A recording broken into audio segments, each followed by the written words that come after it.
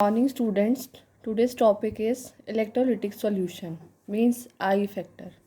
All of you know about colligative properties. Colligative properties, as we know, depends on the number of solute particles, means they are directly proportional to the number of solute particle as we have discussed earlier also. But for solutions containing solute which either undergo dissociation or association, means which dissociates or associates, the observed colligative property, means the experimental value of colligative property, are different from the calculated colligative property. For which solution? The solution which undergo dissociation or association, the colligative property comes out to be different.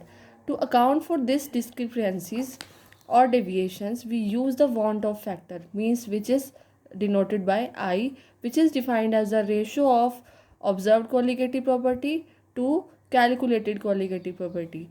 I is equal to observed colligative property divided by calculated colligative property. As we know, colligative property is directly proportional to number of moles of solute particles, and colligative property is inversely proportional to molar mass of solute. So if number of particles changes, molar mass of solute also changes. So observed molar mass will also be different from the formula molar mass in case of solute undergoing dissociation or association. If molar mass comes out to be different, that molar mass is known as abnormal molar mass, means such a molar mass that is either lower or higher than the expected normal value is called abnormal molar mass. So I comes out to be normal molar mass divided by abnormal molar mass. In case of non-electrolytes are the solutes which do not dissociate, like glucose, urea, sucrose, proteins. For this, I is equal to 1. In case of electrolytes which dissociates, in which there is dissociation, then I is greater than 1. For example, NaCl completely dissociates to give I is equal to 2, means 2 moles of ion, Na plus and Cl negative. Similarly, we have calcium nitrate which gives 3 moles of ions on complete dissociation. So I is equal to 3.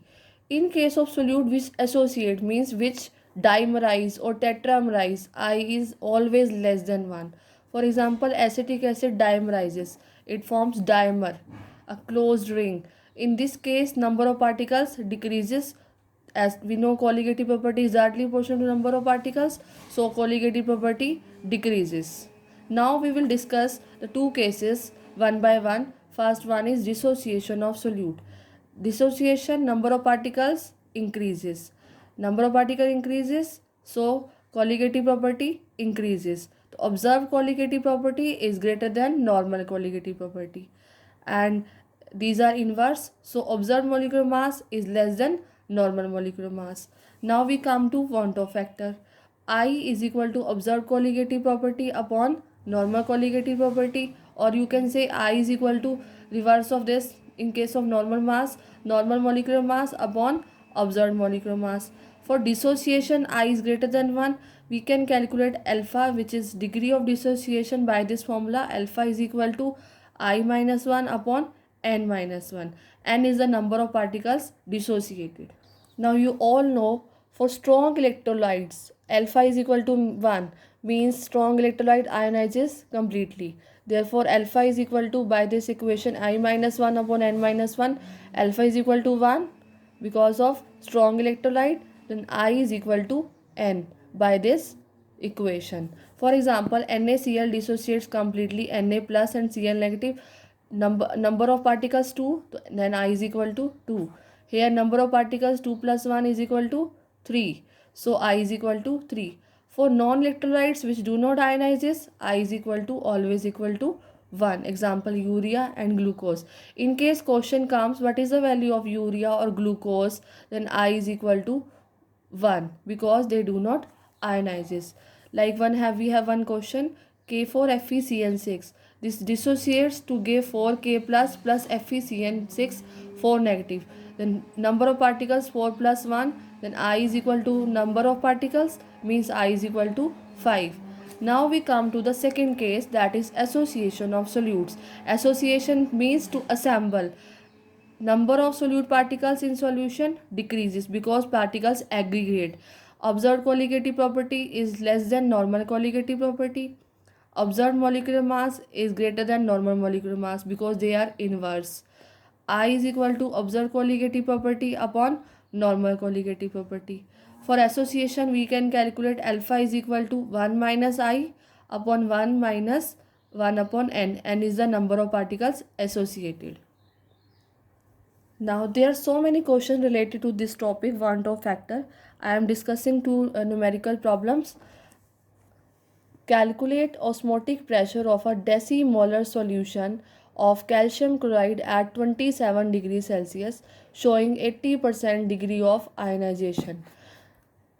By the earlier equation, I is equal to this equation 1 minus alpha plus n alpha, 1 plus alpha common n minus 1.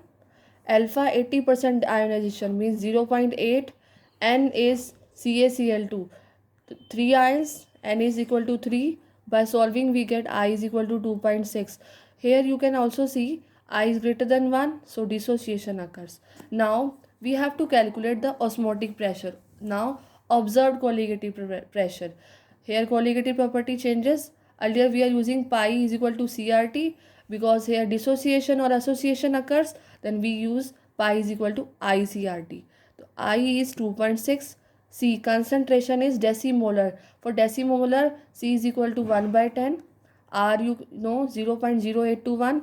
Temperature is 27 degrees Celsius. We have changed it to Kelvin, 300 Kelvin. The answer comes out to be 6.4 atmosphere.